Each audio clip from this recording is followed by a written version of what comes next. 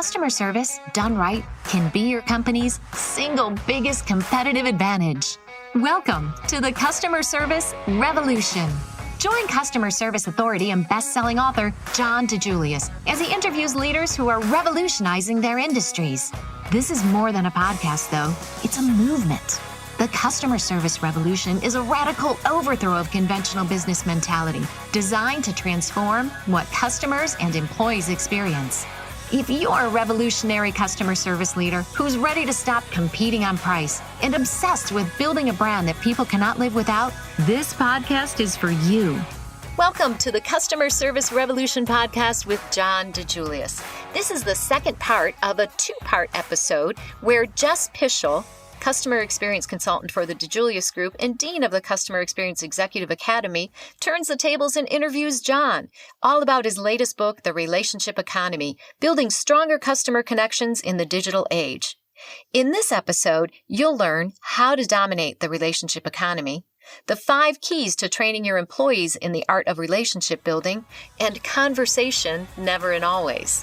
Now here's your host, Jess Pischel, interviewing John DiJulius. Welcome to episode 47 of the Customer Service Revolution podcast. My name is Jess Pischel. I am a customer experience consultant with the DiJulius Group, and I'm also the Dean of the Customer Experience Executive Academy. So today I'm back interviewing John DiJulius on his latest book, The Relationship Economy, Building Stronger Customer Connections in the Digital Age. Now, there was so much great content to this topic that we decided to break this up into 2 parts. So if you're just tuning in to this section, make sure you check out the previous podcast, which is part 1 of the relationship economy, and that would be episode number 46. Welcome, John. Thanks, Jess. It is great to be back, continuing what my favorite topic is, the relationship economy. So in our first segment together, we talked about some of the challenges of the current economy and having to adapt to the digital age and what some challenges are that came from that.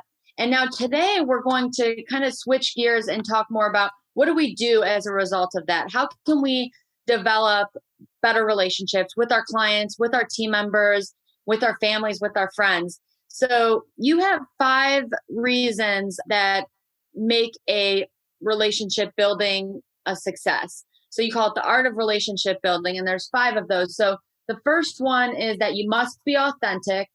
The second one is you must have insatiable curiosity. The third, must have incredible empathy.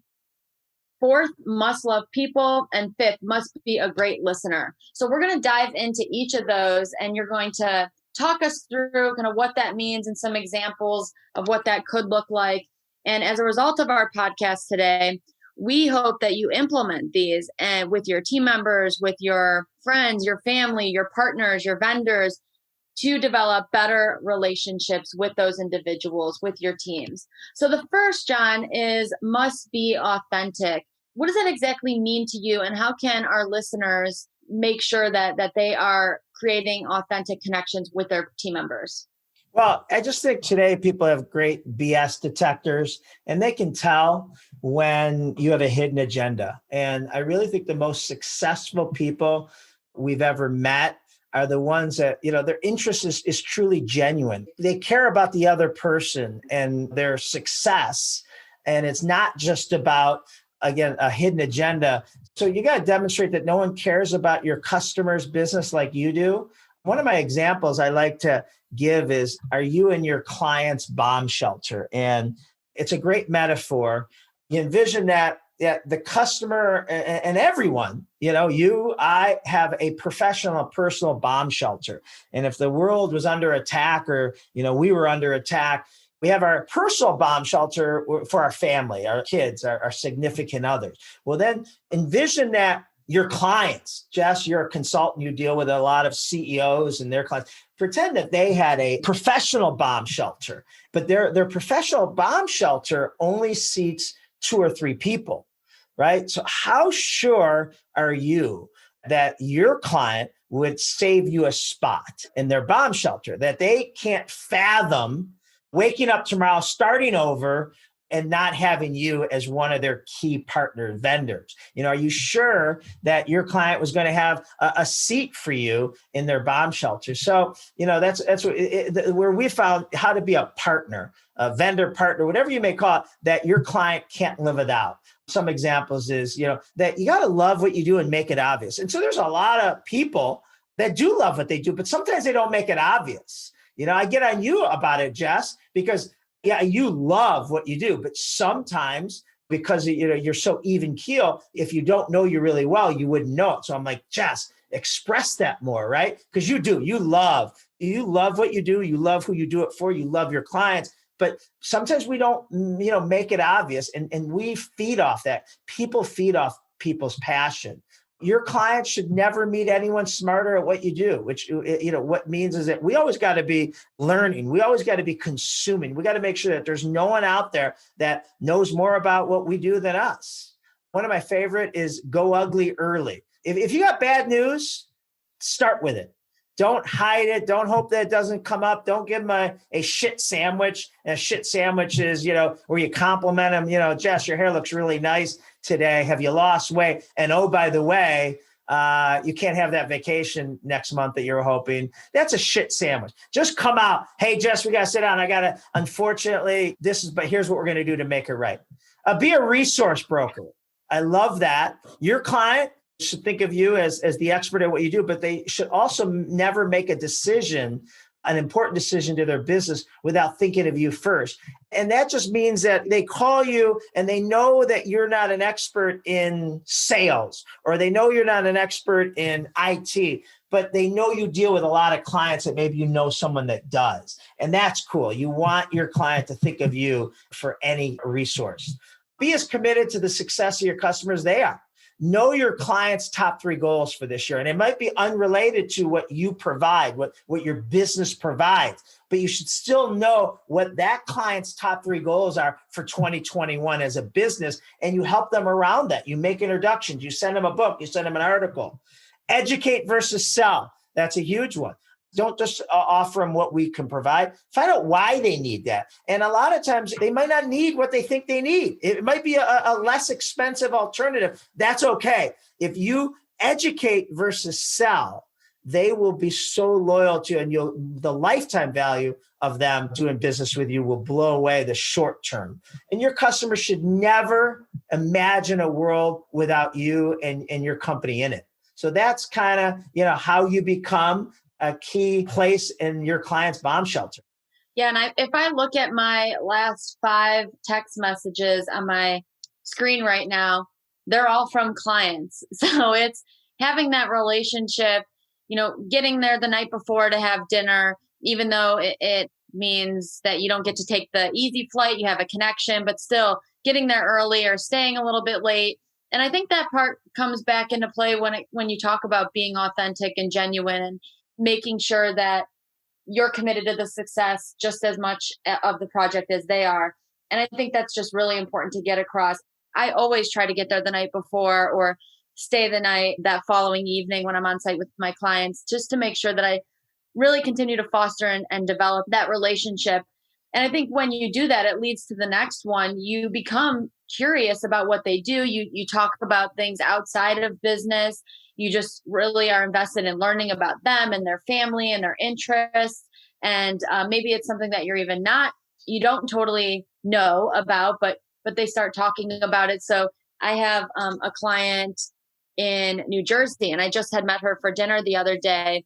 And I found out that she celebrates Ramadan and all of the ins and outs of her religion. And we were just talking. It was an open conversation. I was able to ask her questions. And it was just so interesting and something that I wasn't really so familiar with or educated on. And it was just a chance to really ask her questions and get to learn more about her. And it was great to create that emotional connection between the two of us. And it just so happens that she's one of my last 5 text messages. And now we have not only a business relationship, but also a personal relationship, and consider her to be one of my friends. And I think that's really an important part of relationship building as well. Do you have anything to add on that one? Only Jess that you really walk the talk. I mean, you are a poster child for this. Your clients feel comfortable that they can text you. And I know they text you, on weekends. That just says a lot that they feel comfortable. But the other thing, because we're connected on social media, I see all your clients posting and they love what you're doing and vice versa. But it's also, you're not just building relationships with people around your age. I mean, you have CEOs that are older than I am that you've made such strong connections with in what once was a male dominated corporate world. You've broken through that. And one of our favorite clients, your client, is Mark Bush, right? And he's been a longtime client of the DiJulius Group and yours, and he loves you. I think he calls you, or texts you about what to order at dinner. I mean, it is so cute how Mark is this, big, burly guy, and you guys are so close in a professional manner, but like you don't just connect. You've done a really good job with building and doing everything with your clients. So yeah, I love this part, section 2 of the art of building a relationship is must have insatiable curiosity. And so much of what I've learned researching this book for the last 5 years, but over the course of my professional career comes from what I did so wrong. So like dying to learn about others and not only subjects that interest them, but are unfamiliar. Jess, when I was your age, I'm so embarrassed to look back, but like when we'd go out with another couple, I'd cringe if the other husband didn't like baseball or customer service. Like I'd be like, I don't want to go out. Like I'm not going to sit here 2 hours if he can't talk to me about what I want to talk about, right? Like I'd literally say, no, I'm not going out with them. Pick someone else. Not Ryan. Ryan doesn't want to talk about customer service or baseball, which was so like, what do you learn when you only talk about your own?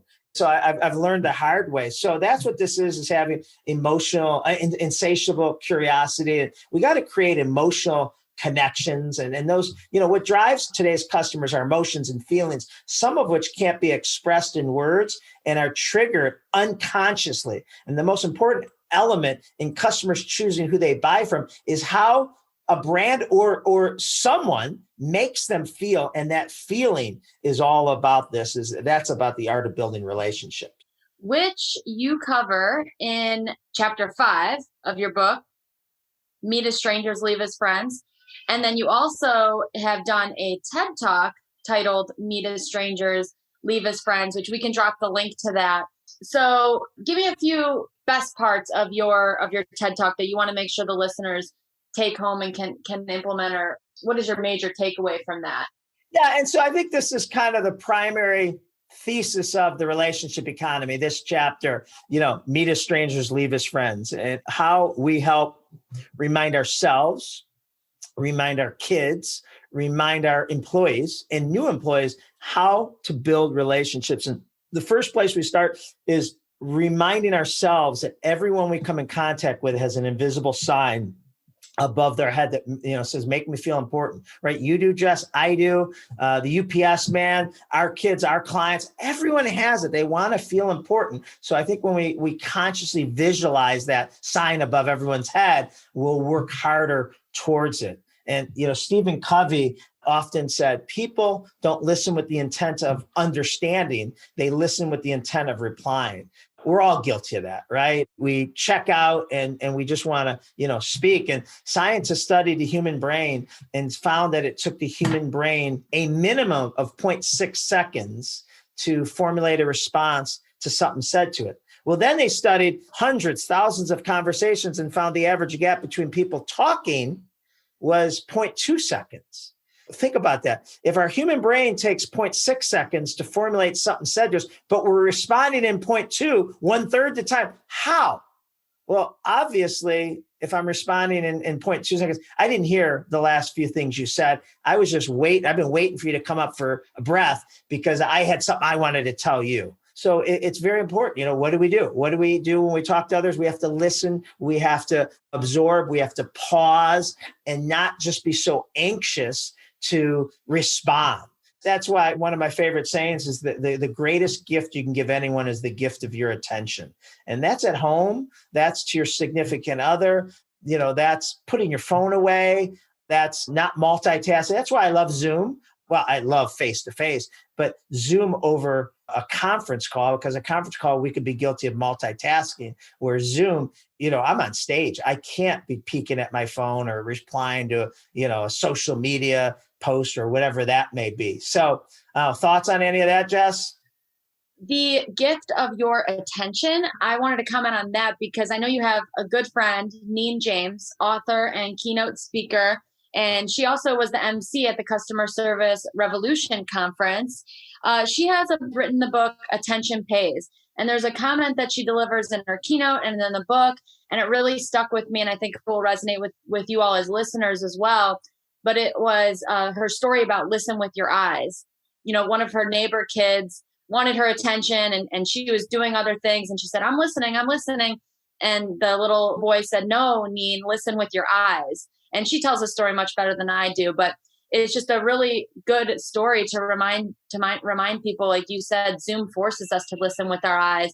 And are you giving the gift of your attention? Are you in tune with the person that you're having the conversation with? Or are you multitasking, right? You have your Apple Watch on your wrist and your iPhone in your hand. And are you trying to do too many things at once? And at the DiJulius Group, we have a word of the year that we commit to at the beginning of the year. And mine this year was about being present. So my word was present. But I even had a few clients buy me bracelets that had this be present logo or slogan on it to remind me to be present. And I even have a sign in my office that says it too, just so I'm guilty of multitasking, just as I'm sure you are now, especially in the digital age. But it's just a constant reminder to be present in that conversation. And meet as strangers, leave as friends is one of my favorite chapters in the book. I believe that in my next life, I could be a professional conference attendee. I love attending conferences. I love talking to people and networking and learning more about them. My husband tagged along on the conference that I just attended and spoke at this week.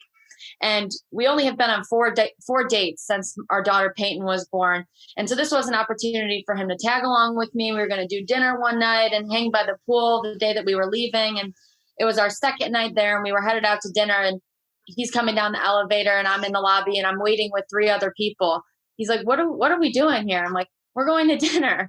He's like, I thought you and I were just going. And I'm like, no, we're going with these guys. So I mean, he loves networking and stuff too and loves meeting people. And he definitely has that curiosity. He's the question king when we're on dates with people, just constantly asking questions and getting to know people. So I have to joke about it, but it was only our 4th date and we went with some conference attendees that I may never see again. But it's just establishing that relationship and being genuinely curious about getting to know other people.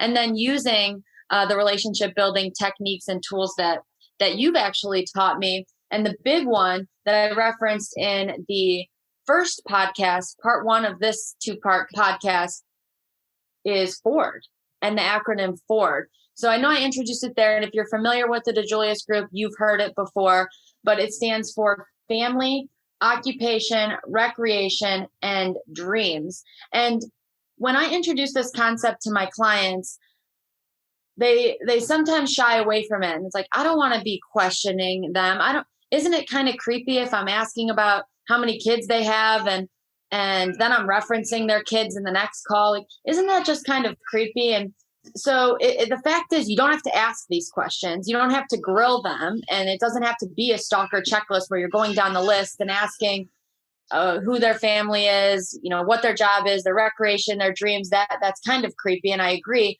But it's just more listening for these things because these are the buzzwords that people want to talk about and are willing to talk about. You just have to be open to asking these questions. Ford is what people geek out about. I mean, my Ford, 2 or more things of anyone's Ford. You not only built a relationship, you own the relationship. And again, occupation, a lot of people love their job. They're proud of their job, how long they've been doing it. Recreation, that's people's, hottest buttons, that they're a runner, a marathoner, they do hot yoga, they coach Little League, or they dedicate their time to a certain charity. And then the dreams, so really helping people. This helps you not speak about yourself right? Because we're all genetically coded to be preoccupied with what's going on in our life. So when you teach yourself, you teach your employees, you teach your kids that they have to try to collect forward. And as you say, just not in a, stalkerish way, but a lot of times people just overshare, but it keeps the conversation on someone else. So, because just because you spoke to someone for 20 minutes at a Starbucks or at a networking party last night, or you bumped into an old friend, doesn't mean you built improved the relationship, built a relationship, because you might have been talking about yourself for 20 minutes. I know I'm guilty of that. So the whole concept of Ford is just advertise yourself. Let's keep it about them. Let's focus on them. And it's very rewarding. And Jess, you're one of the main consultants that help people implement this Ford in their CRM system. So you want to talk about how you've been able to successfully help, at least as far as I know, Jess, I've never had a client or heard of a CRM system that couldn't adapt to Ford. I mean, I don't care if it's Salesforce, I don't care if it's your own there's always a field that you can custom build. Definitely. Yeah. So we're not asking you to go and purchase a new software to collect this information. Like you said, John, a lot of systems can be easily adaptable to add that additional field and start collecting that information. So Ford really is the safe zone of conversation and relationship building. People want to talk about their family, occupation, recreation, and dreams. We say that there's no P in Ford for politics. Stay away from that. And then also like money can be depending on what industry you're in. Of course, if you're in the financial industry, that's something that is something to talk about, but that's another one is like kind of stay away from that one. So there is the reason why I share those two things is because you want to make sure your people are comfortable implementing this. If you just throw it out there and say, start doing this, it's going to be unnatural. It's going to be awkward. So we recommend with the clients that I work with, start this internally, start this best practice internally with some role play and collecting their information. At the beginning of my workshops, I often either ask the project lead to collect some information for me, or I ask the participants of the workshop to just write down one interesting fact about themselves and turn it into me. And then throughout the series of our day or our time together, I'll just pause and read a couple and then have everyone guess what that information is. So played college soccer. Who in the room played college soccer?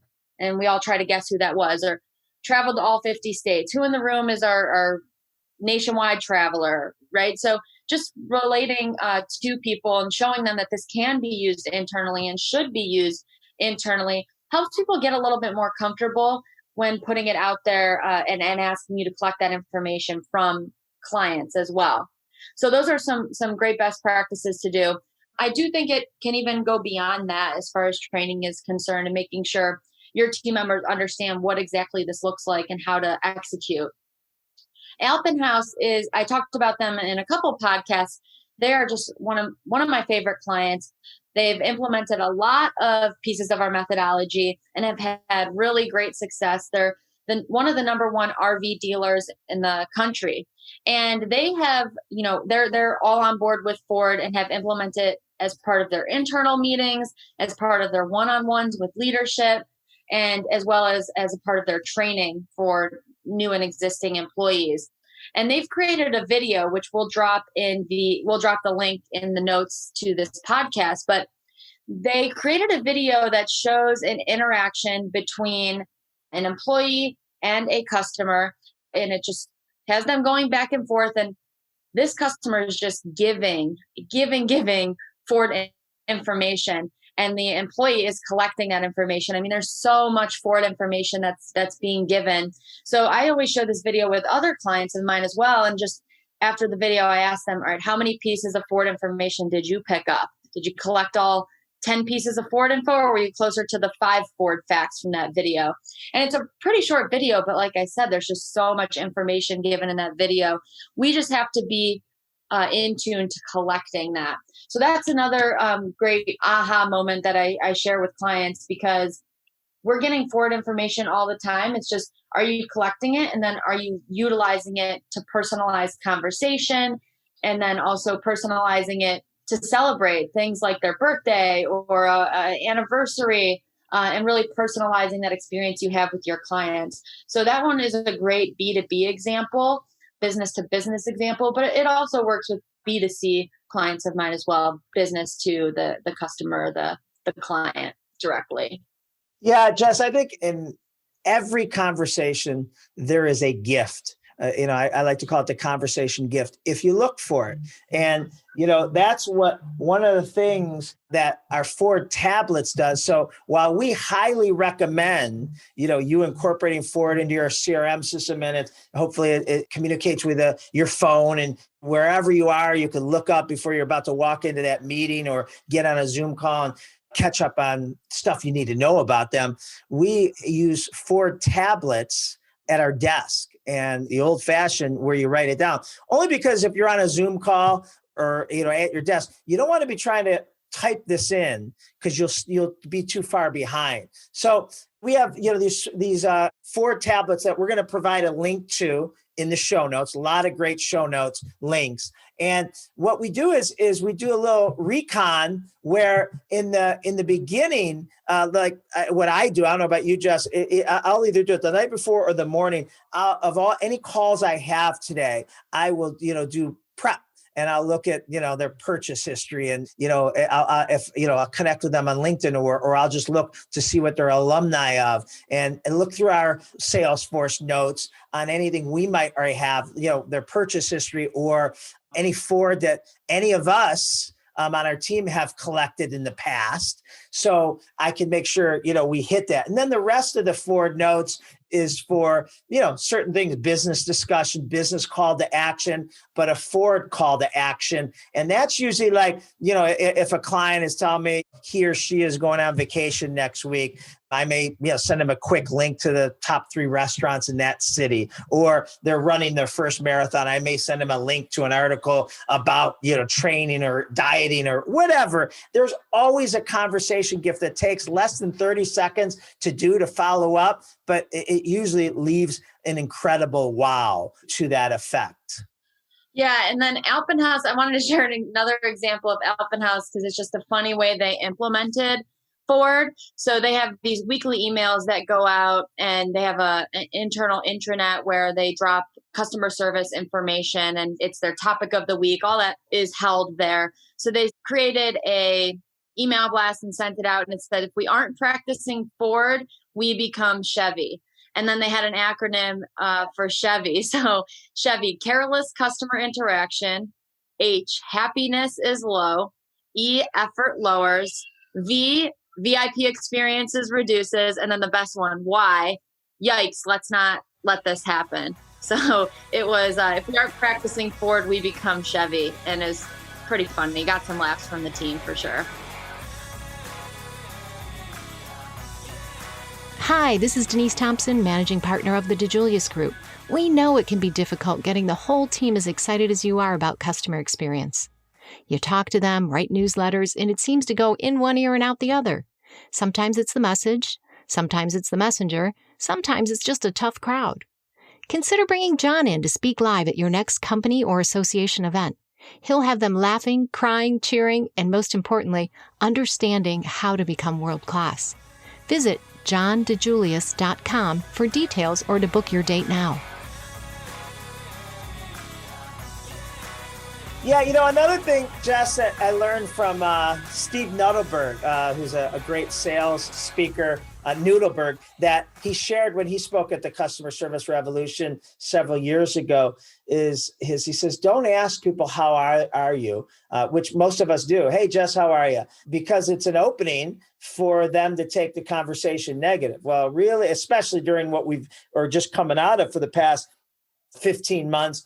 But someone could say, oh, I had to put my dog down of 14 years last night, and, the baby kept me up all night. And while that's important, it's hard to recover from that. So Steve Nudelberg says, instead of asking someone how they're doing, is say, Jess, tell me something good. And that immediately, takes it to a unique place, and you got to think, and, you say, well, me and Ryan just got away for the first time, we went to Vegas, or we have our baby's 1-year birthday coming up, and we're really excited about that. And I love that because it forces the conversation to go to a positive place. And you always collect great Ford just from asking that one question of, hey, Jess, tell me something good, or whoever you're speaking to.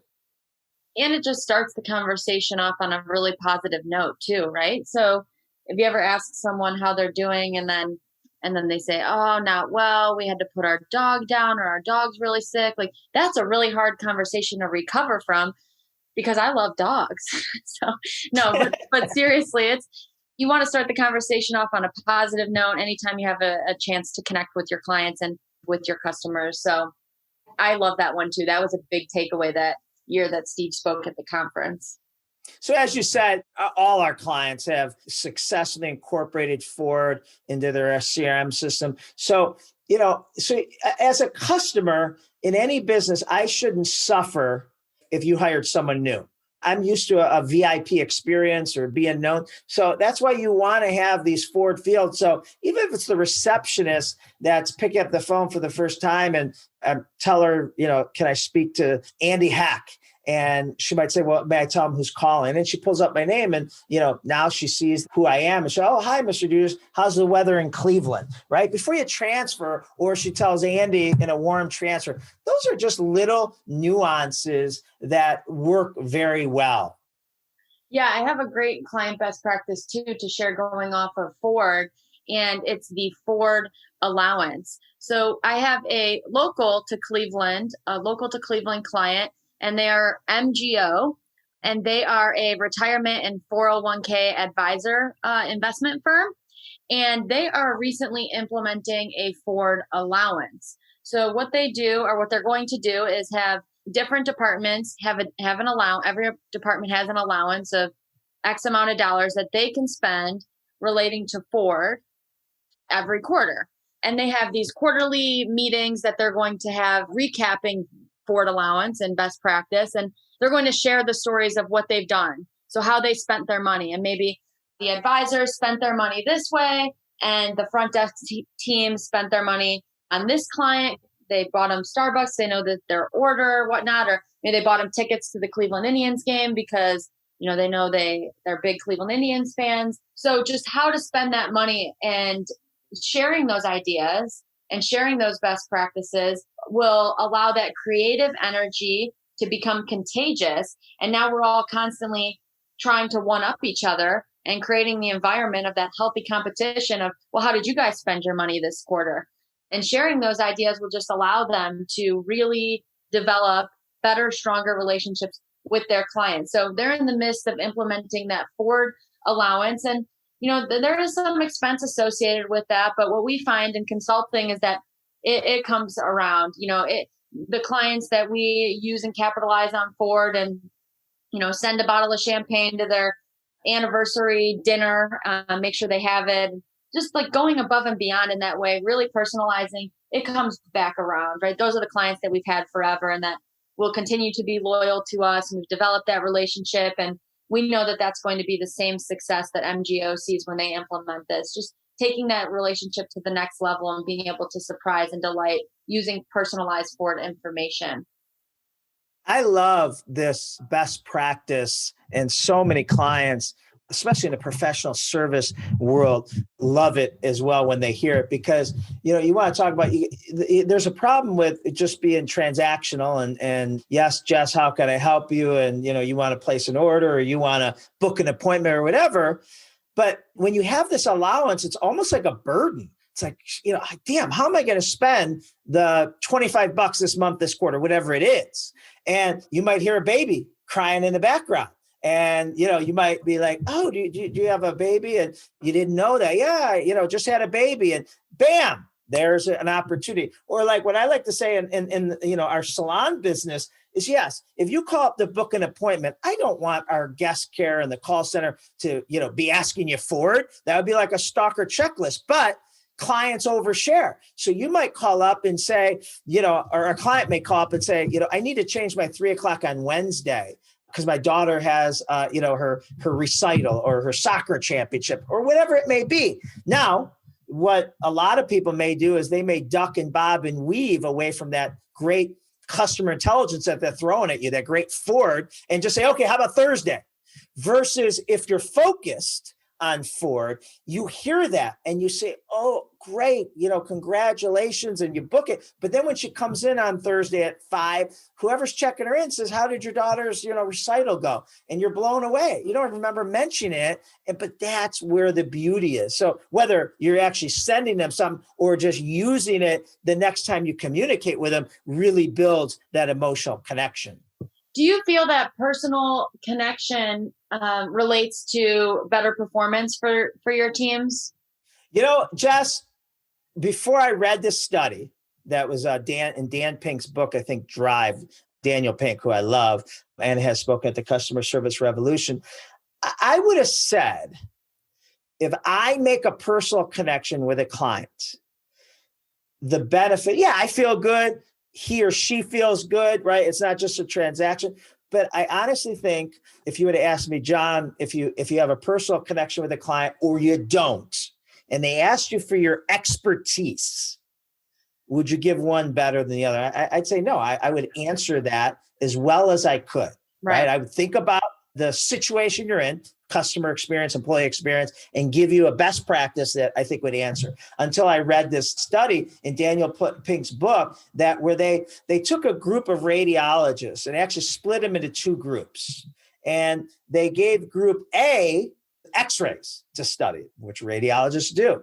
And group A came back with their findings. And then they gave group B radiologists the exact same X-rays. But in addition to the X-rays, they gave them Ford. They gave him personal information and a picture of the patient they were studying, and that he was a grandfather, and that maybe she just lost her husband of 40 years last year, or maybe his wife's pregnant with their first baby, coming in a few months. And so Group B came back with significantly more. They found significantly more in the X-rays. Now, up to this point, all this report tells me is Group B radiologists were just better at their job than Group A, until I heard the rest of the story. And the rest of the story was they went back to Group B a year later, gave them the exact same X-rays.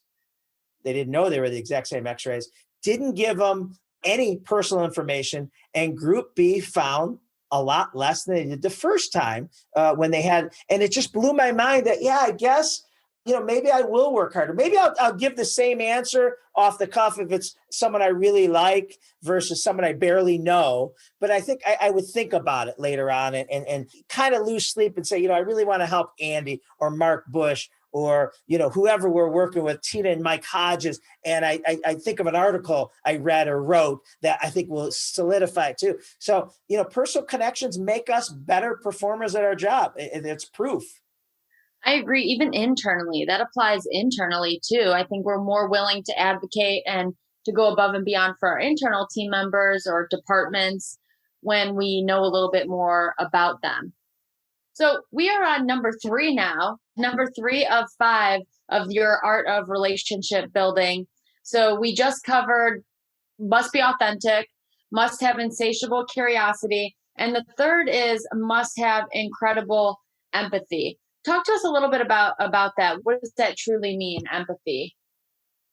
Yeah, I mean, when we listen and think from the other person's point of view, their message becomes much clearer. When we understand, someone else's plight, be it a customer or an employee's or a relative, right? The importance of every interaction becomes crystal clear. And we're so quick, and this probably goes back to educating versus self, we're so quick to give them the answers, but we really shouldn't share how you can help them until you understand what they really want and the situation they're in. And so that's why a common phrase in industries that deal with customers who have high emotional pain, like funeral homes, behavioral therapy, oncology, even police officers, is empathy fatigue.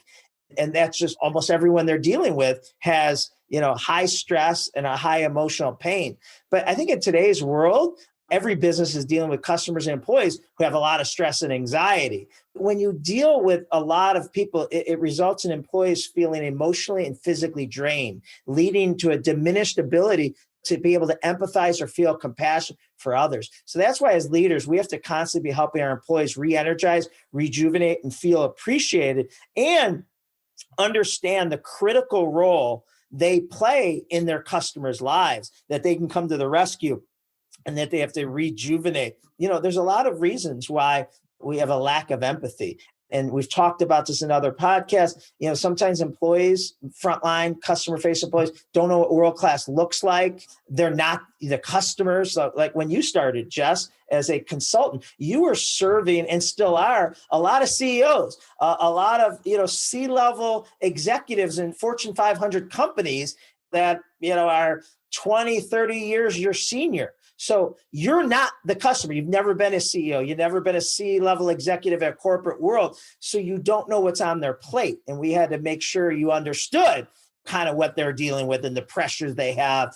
A lot of times employees don't look at from the customer's perspective, or we just become numb, which is the empathy fatigue, because the last person we dealt with really had shit going on, and your shit that you're giving me pales in comparison. Well, that may or may not be true, but that's not applicable here. So, just really empathy is a superpower. And that's where we go back to creating those day in the life of our customers and all those things that really help us realize how important we are in our customers' lives.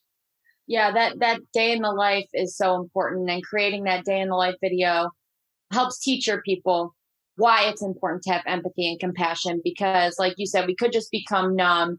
We deal with so many customers per day, per hour, per week that it becomes transactional, less about the interaction and the relationship, more about just items checked off on our to-do list, which I know we can all be guilty of, but that is a reason of the lack of empathy that we have sometimes.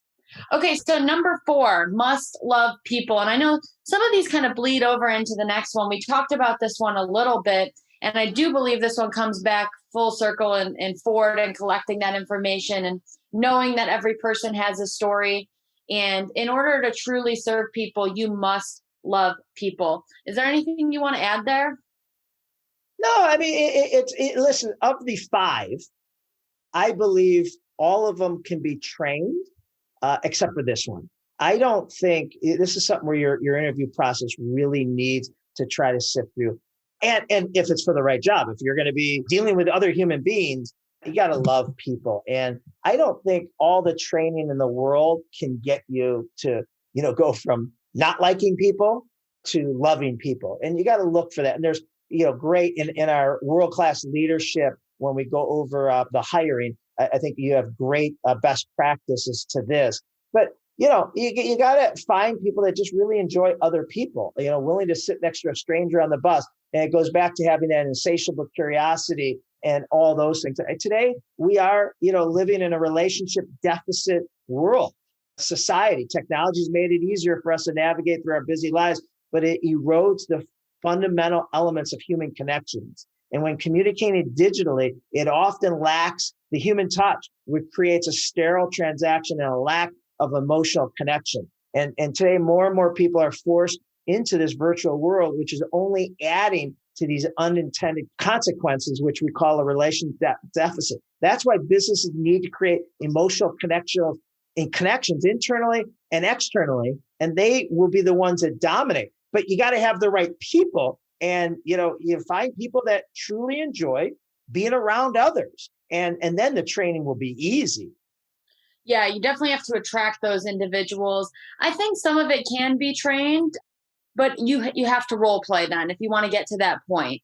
You have to make sure that they're comfortable building those conversations and interacting. You've heard of the ABC before, right? Always be... So for long before you were born, it was always be closing. Yes, which I is know a that. phrase that was made famous by Glenn Ross movie. But today we've changed it to always be connecting. And that's where we have to live. We have to, stop networking in the traditional business sense and start building social capital. And trusted connections, one is built up over time, is known as social capital. It acts as a human library of resources that we can access at any time to gain and share information, knowledge, advice, or introductions. And that's even if it means dragging your husband to a dinner at a conference that he thought was going to be alone time. Yeah, that's a perfect example of that one. That was unfair. That was totally unfair to do to Ryan. It definitely caught him off guard. All right, so number 5 here, must be a great listener. And that sounds so simple, but we're not all good listeners, or maybe we think we are, but aren't necessarily. So what does that mean to you? And how do you teach this? Well, this was probably the most painful of all of them for me personally, because I knew I wasn't always a good listener. I thought I've gotten a lot better. And while I have, it's relative. When I did all the research on this, I realized I still suck. And so, must be a great listener means, fierce attention. And I love that, kind of like insatiable curiosity. You have to have fierce attention. And what fierce attention means is if you ask a question and don't ask 2 to 3 follow-up questions, odds are you weren't listening. So if I said, Jess, how was your weekend? And you tell me, and I immediately, I went to, I wasn't really listening. I was just asking so I could answer. So you kind of have a 4-to-1 ratio of questions asked versus answered. And, you got to be open. And another thing is don't defend your ideas, explore new ones. So in the political climate we have today, right? Or it might be about that, it could be your team that, you like the Steelers and I like the Browns. Okay. Whatever the topic is, don't defend, just explore why. And one of my favorite quotes to this is listen like you're wrong. I love that. And that's hard to do. And it's hard to do at home. Right. If your spouse is mad at you, instead of just jumping on them why, they're wrong, listen, maybe there's something to it, must be a great listener. There was a study done that doctors interrupt their patients within 18 seconds. And, you know why? Because very few doctors have heard anything new. So if you go to a doctor and said, listen, I've been training for a 5K, a marathon, and my knee is just killing me, they're going to interrupt you. They know what's wrong. Right? You have inflammation, they know, but they say that's very dangerous, right? Customers, patients, people want to be heard. And then I started thinking about that. I guarantee, I know I do that because anything that someone brings to me from a customer employee experience standpoint, I've heard before. And it's not that I want to shut them up. I want to help them. I want to give them the solution. So I'm interrupting, not letting them, express their full story, full situation, and that people want to be heard. It's a very rude technique that I have to learn the hard way. And the same thing could be with an employee. You might come to me with a situation and I, jump in to solve it for you, which is not a good technique. And so that one quote that you have in the book too, this one really spoke to me because we always think that you can't be listening if you're talking first off, right? And you have 2 ears and 1 mouth for a reason, and that's because you should be listening twice as much as you're talking. And so we've heard those before, but the one that you call out is that you should be a sponge, absorbing the content, shut up and just listen. But you changed that, and do you want to talk about that? What you changed it to? So don't be a sponge. Yeah, most people think being a sponge is being a good listener, and through my studies, I found out that it's the opposite. So a sponge is I just let you talk and talk and talk and talk. And once in a while I'll say, Well, that's not really helping the conversation versus being a trampoline. And that's where you're saying, well, tell me more, Jess. What made you guys decide to go to Vegas? Or why'd you name your daughter Peyton? Or whatever. It's back to the 4-to-1 questions asked versus answered. And it helps a person go deeper, think through their answers, and it heightens the depth and energy of the conversation. So don't be a sponge, be a trampoline. And in conversation, we have to be asking questions and listening, of course. And that sounds so simple. We've created some conversation nevers and always, never and always, that I think I love when we create nevers and always with our clients because they're so simple, right? You never do this and you always do this. And they really resonate with these because I think sometimes we feel like we're guilty of doing these things and it's almost an aha. So let's talk about a few conversation nevers and always that you have captured in the Relationship Economy book. And we talk about quite often with our clients to share these best practices. So a couple conversation nevers that we should never do is multitask. And that one we're all guilty of, right? It's like, always have my email open, Slack messages open, and my text message, and I'm trying to plan dinner this evening. And listen to my clients, and that is multitasking. I think we think we're better at it than we actually are. We're multitasking. We're not necessarily being in tune, being present. So that one was a big one for me, especially this year when we're always trying to do more with less time that is. So here's another one, never ask a question because you're just dying to answer it yourself. Are you ever guilty of that one? That one's a pretty big aha when we present that one out. Finish the other person's sentences or interrupt or steal their thunder or just ask a question so that you can share your accolades and talk about yourself. So the one I want to point out there, Jess, about stealing their thunder is I used to do it all the time, and I didn't consciously think I was stealing their thunder. I was trying to demonstrate we had something in common.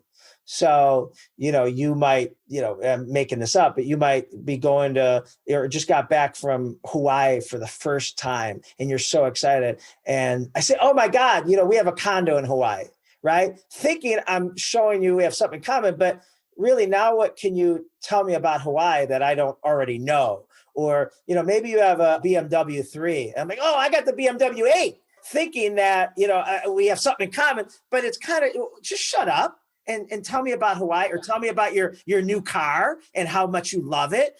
And so I hope it was unconscious, but sometimes, just by, it felt, it sounds like you're one-upping them. So you just got to just let them have their day in the sun. Yeah. And so a few of those are captured in our always list. And I think there's some overlap there, but be an active listener, that listen with your eyes, always listen with your eyes, remove the technology and any distractions, demonstrate that you are fully present. And these sound so simple, but when I present these to my clients and we commit to doing these things or never doing these things, there's always some ahas, and they may seem common sense, but when you bring them to everyone's attention, we realize that, hey, we're guilty of some of these nevers, and we have some work to do on some of those in the always list. One of my favorite things I like about removing any distractions, and I know these all sound like, duh, or demonstrate your full attention, I like to do with my kids or even my employees. So I may have ruined it for you, but if someone comes in and says, hey, can I speak to you real quick? Say, absolutely. And then I'll pull my cell phone out of my jacket or wherever it is, or the drawer, and it looks like I'm actually being rude. And I'll say, hold on, I'll turn it off. And then I'll put it in my drawer. And it's like, what message that sends? Like, you are really important. Like, there's nothing, you got my full attention. So those are little tricks. And to be honest, I'm really not turning it off. I'm just making you think I'm turning it off, but it makes you feel good. Yeah, I'll have to ask you, close your laptop. Right. That's right. That's like the signature, closing your laptop so you're fully invested in their conversation and being fully present. This is another good one that I like to implement as an always. Wait 2 seconds before we're responding. And that one, it just allows you to process what they've just said and also be more intentional with your next question and preparing for your response. So we're all also guilty of talking over each other, jumping around, but just waiting those and pausing for those 2 seconds before responding and listening. And I think someone who's probably the best person I know at doing that is Denise, our managing partner at the DiJulius Group. She is, so intentional with conversations, and she's one of the best listeners I think I've ever been around. She just, when you're talking, you and you feel you are the most important thing that's going on in her world right now, and she's just so totally grateful. Agree. Yeah. So that's just one skill I've really learned from her. And I look up to her in that and just hope to be half of the listener that she is, because she is just one of the best listeners. She also asks really great questions too, and really shows empathy and support too. And it's important to do that in a non-judgmental way. I know that you can probably think of a few friends that you have that just really embody and encompass some of these conversation always, and that's probably why they're such a great friend or client or coworker. So a few more that I like, and John, I'll let you add any that I didn't cover, the ones that you really like or that resonate with you, but you've covered this one too. Make the person speaking the centerpiece. Always be in learning mode. So asking those probing questions. Everyone has something that they can teach and something that you can learn from. And then of course, we have to put in there collecting for it and documenting it for future use. So those are a few conversation always that really jump out to me, and that really resonated with me when you were writing the book, and that are covered and captured in the book that I've also implemented with clients as well. Yeah. So, to kind of take this home, the things I've learned, the single biggest factor to contributing to where we are today remains the relationships we've acquired over our lifetime. And that's true for a 30-year-old. That's true for a 57-year-old. And it's going to be true in 10 years. It's going to be true on our deathbed. Where we are, and our happiness really comes down to it. And those leaders, businesses who understand that the human touch is the most important part of any aspect, especially a great customer experience, are the ones that will flourish in any economy. Yeah, I think you covered that in the last chapter of your book as well in closing. But how many people had a better day as a result of coming in contact with me? That's something that I know you ask yourself right before you go to bed, and I've also implemented that as well. And it's not that we always like our answers, but it's a learning opportunity for us. So how many people had a better day as a result of coming in contact with me? And you have a few other really great quotes in the book and also in the quote book that you cover. What's one of your favorites, or one that you want to really make sure people take home or take away from this relationship building? You just read off how many people had a better day as a result of coming in contact with me. It's a pop-up. It pops up at 10 p.m. On my phone. And I really try to not dismiss it, right? And check it off. I try to think it. Sometimes I don't like the answer. I'm thinking, Nicole definitely didn't have a better day because I snapped at her, or, my son or something. And I try to take, kind of an audit on that. And then the one I have at 6 a.m. that pops up is act as if today is the day you'll be remembered for how you treat others. And that's really important to kind of wake up with that intention. Because I always say this to people. I say, hey, what if I told you last Friday, when you were working, when you were traveling, when you came to the office, or whatever you did last Friday, we had a hidden camera on you and showed you from the moment you got up to, when you went to bed at night, all your interactions, people you passed, how you treated the Uber driver, we're going to show it. How excited would you be? And a lot of people, no. Like, I don't think last Friday. Can we do it next? Can you let me know? Can it be Tuesday? Let me prepare for it. Right. And that's kind of what it is. We don't know. So let's just make today every day be the day you will be remembered for how you treat others, because you don't know when it's the last time you're going to come in contact with someone, or the importance of that contact and what you could be helping them get through. Wow. Yeah, that's so powerful. And I think that really captures the book, right? The relationship economy.